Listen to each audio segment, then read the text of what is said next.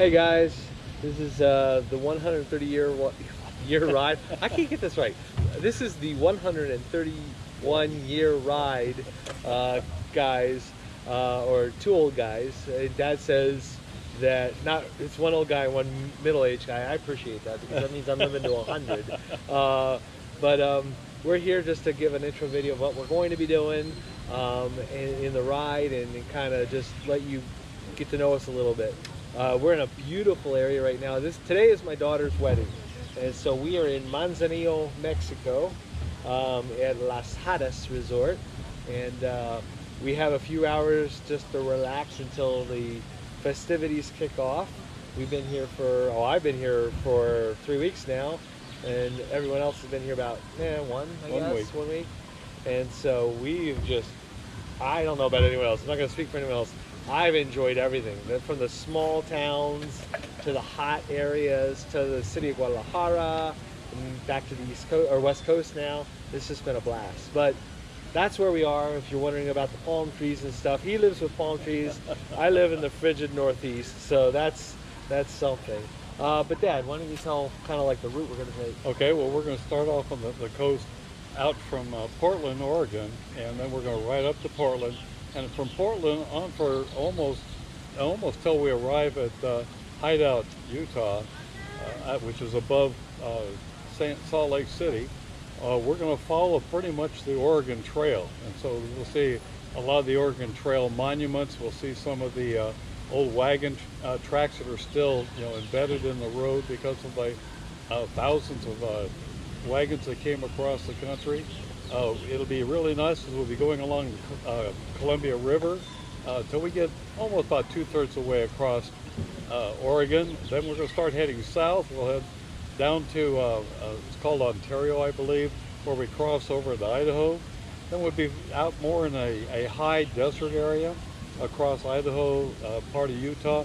And we're kind of debating at that point, should we go up over the mountain right there and come down on Bear Lake, which is a beautiful ride, then go on down to Hideout, Utah, but that's still kind of up in the air. From there, we're going to go on Route 40, US 40, until we get to the mountains of the Rockies, about 2/3, I guess halfway across Colorado.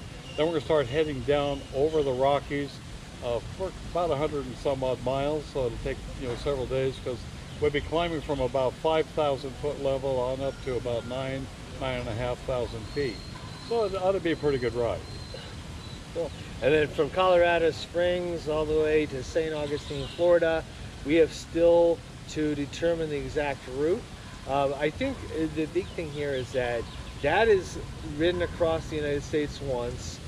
He's ridden up and down the East Coast twice, and my son, who's actually sitting on the next seat over, and myself started from Lewis, Delaware, and rode to Key West, and Dad met us in Georgia and on the trip and rode down to Key West with us. And one of the things we thought on that trip, as fun as it was, is it was really, really fast. We had to get down to Florida for my daughter's graduation from college, and we wanted to be there for a week, and so we had a timeline. We had to go like 100 miles every day, and it just wasn't fun. You're pushing all the time, and when we get to the town at night, we have no energy to go out and see stuff.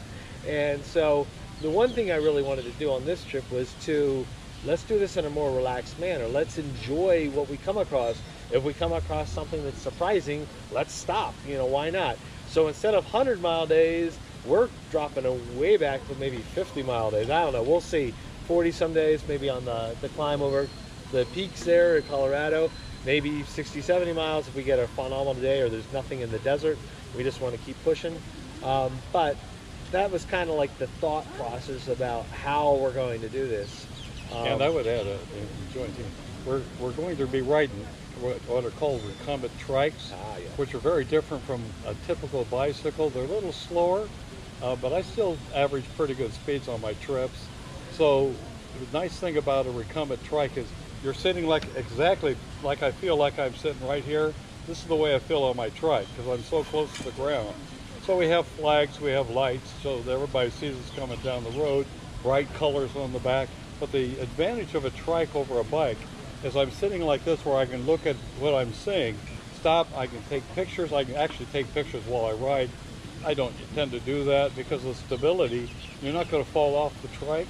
So you're able to take pictures, you're able to take phone calls while you're riding. But the really enjoyment thing is how comfortable you are.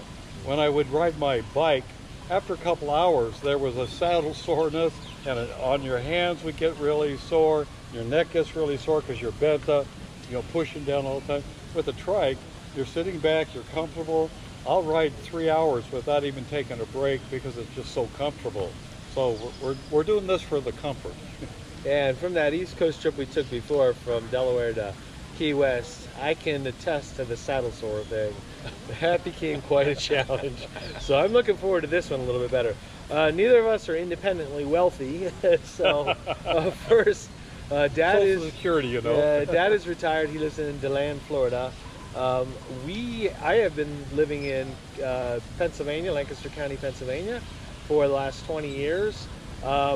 All of our children, we had 6, have grown up and moved away, and so no one's coming home to visit that often. So it's just me and my wife and a large piece of property, and it's like, well, there's not really a reason to be here. So we're selling the house. My wife is a nurse. She has switched over to travel nursing, so our plan in the future is to do travel nursing, and I will be the I can work remotely. I've always been in IT, so I'll probably be doing stuff like that, picking up freelance jobs along the way. But she's going to take a gig in Colorado Springs while we do our trip, and so and it's not that I twisted her arm. She heard my dad say he would really like to do a trip one more time across the U.S., and then on the way home she said, you really should go with your dad. I don't know. I'm 78, so they all worry about me, but I ride 5,200 miles a year anyhow, so it's not a matter of this is going to be a real shocker to my system or anything. But I wanted to finish another ride before I turned 80, so I'm getting close. Yeah, if there's anyone worried about this trip, it's not him, it's me. I don't even have it. In fact, we're doing the recumbent bikes. Dad has an cat trike expedition. I'm going to try to get the same thing. I have not been using a cat trike expedition. Where I am, we have muchos hills, lots of hills like this, and so it would probably not be very safe. I mean, it's pretty dangerous for the Amish around us. So I'm not going to get one where we are. I'm actually going to get one when we get to the West Coast. But in order to prepare for the ride, I'll be at my YMCA. They have recumbents. They're not set up correctly, so we'll be adjusting the feet height to bring it up so I'll be more in line with the way the actual expedition is. But those are the bikes we're taking. He's obviously been doing this for a lot longer than I have, but everyone's worried about me, not about him. But anything else? You didn't talk to Grandma about that. Oh, yeah, and this is my mom on my mother's side, and my mom's going to be traveling around and visiting different family members as well as us while we're on the ride, so she's worried about my dad, but again, I think we're going to take things slow enough and purposefully enough that we should be good. Anything else? That's all I can think of. That's all for now. Talk to you guys later.